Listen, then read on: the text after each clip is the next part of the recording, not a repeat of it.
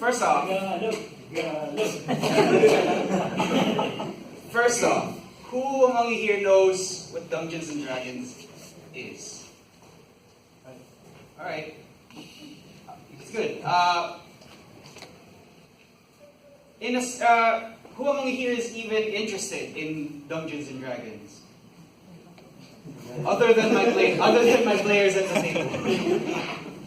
Okay, so just to give you a bit of a background, we do have a weekly game. I am one of two dungeon masters, people who facilitate the game, who arbitrate the rules. I am one of two dungeon masters who run Dungeons and Dragons once a week, Friday nights. We have a room, and it's pretty cool. So, yeah, it's a media room. It's pretty awesome. Before I start with anything, I'd like to show a short video just a short clip on what Dungeons and Dragons actually is.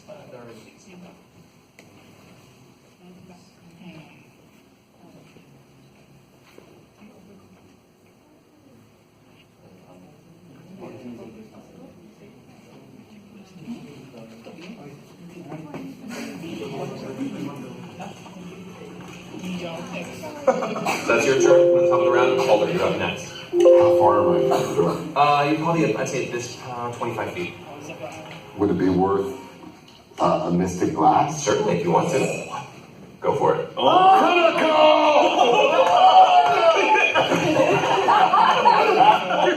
Critical, guys!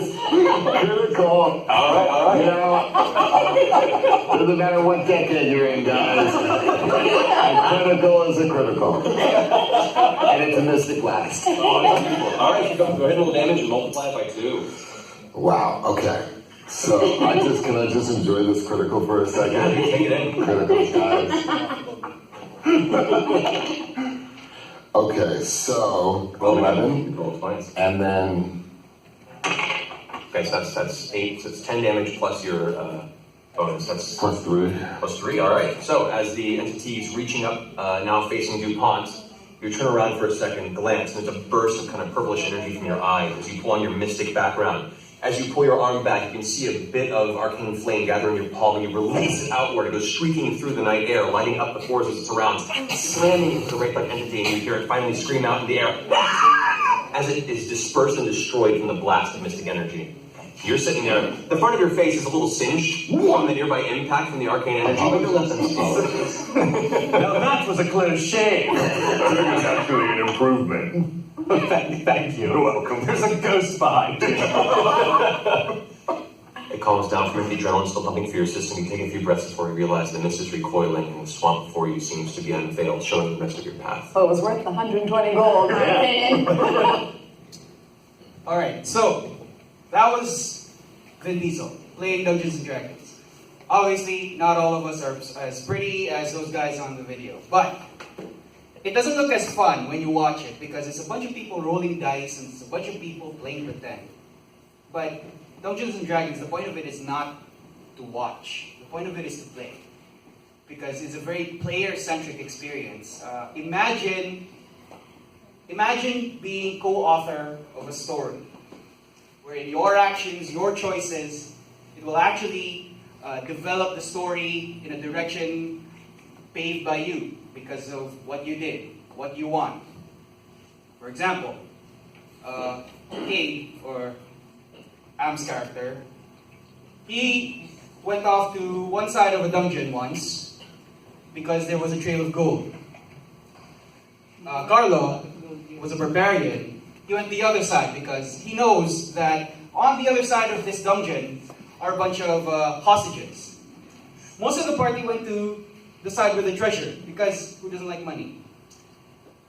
Obviously, the ones who went for the treasure fell into a trap set up by a bunch of demons. And now, Carla's side, they have to rush back into the other side of the dungeon to save their asses because they were so greedy. That's a very basic Dungeons and Dragons experience. Let me give you another one. Lala's character was once caught in a forest ambush by bandits. And I asked her, okay, you are now about to be beset by pair of bandits. Their weapons are out. They're coming at you. What do you want to do? Lala says, I'll play dead. So I had to make a deception check, or one of the rules in the games where you roll the dice and you see whether you succeed or not. It's up to the dungeon master to say. But she rolled the dice. It was a horrible failure.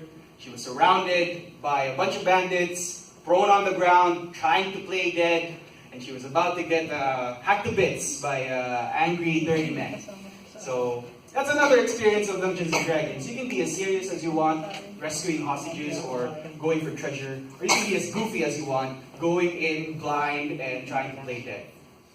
It's really up to the players and the dungeon master. That's the gist of what D&D is. Now, D&D, it's very rules heavy, I'll admit. But that doesn't mean the barrier of entry is high. No. Starter kit is out online. It's all free. You don't need to buy any sort of bonds or dice. You can have that. You can have apps that roll dice for you. You can, if your DM has a lot of dice, like I do, I can lend you mine. And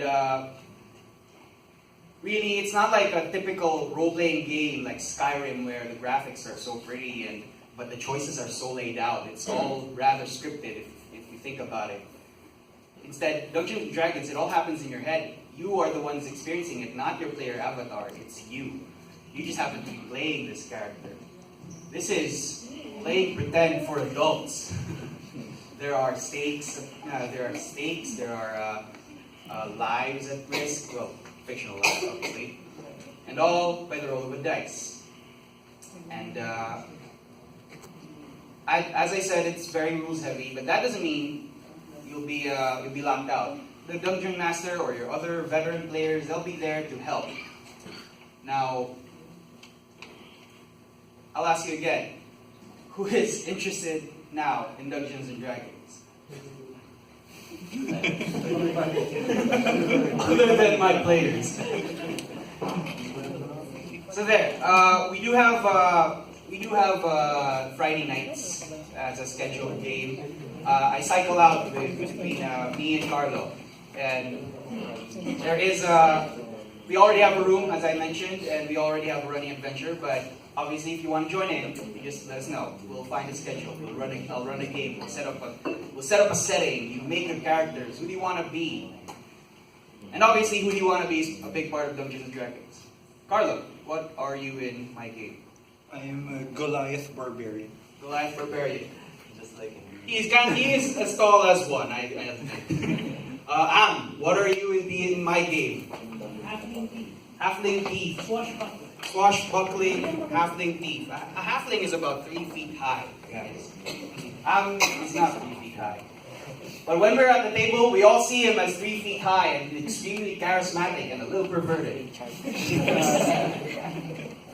But as I said, it's a player-centric experience, and there are no setbacks to take. What happens at the table, what happens at this session, what happens in your adventure, it happens because you made it happen. Your choices made it happen. And of course, the roll of the dice. So I'll end it there. Just let us know if you want to play a game. We'll figure something out. All right. Thanks, guys.